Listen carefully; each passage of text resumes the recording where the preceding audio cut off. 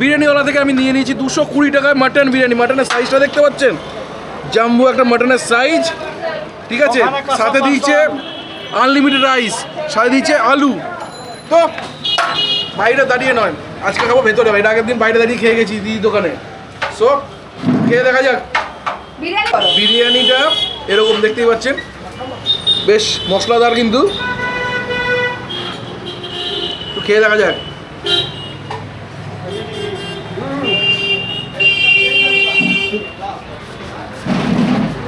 বিরিয়ানিটা ফ্লেভারফুল।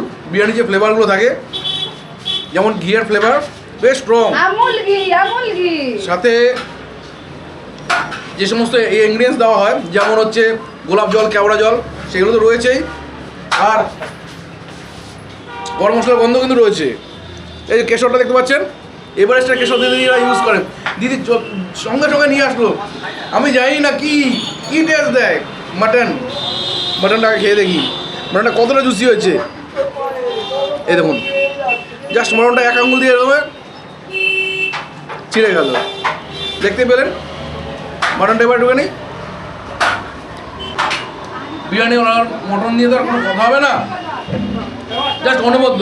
এর আগে যতবার দিদির কাছে খেয়েছি আমার কোনো রকমভাবে কোনো অসুবিধা তো হয়নি। আর জিপের টেস্ট প্রত্যেকবার বলেছে এইবার সেরা হয়েছে। আজও বলছি এর আগের বার থেকে এবার আরও সেরা হয়েছে। যতবার খাচ্ছি ততবার দিদির বিরিয়ানি বলুন, আরও বিভিন্ন রকম টেস্ট বলুন, সেইগুলো দিন দিন আরও আরও আরও আরও আরও ডেভেলপ করছে। এই যে বলবো বিরিয়ানিগুলো কীভাবে এতটা ডেভেলপ করছে পারছে এই কদিনে। আর একটা কথা, দিদির কাছে যতদিনই আসি না কেন প্রত্যেক দিন কিছু না কিছু অফার কিন্তু আপনারা পাবেন। এই আমি জানি না আজকে আমি যে অফার বলছি, কালকে সেই অফারটার থেকে অন্য অফার আরও ভালো একটা কিছু অফার দিয়ে দেবে। এই জন্য দিদি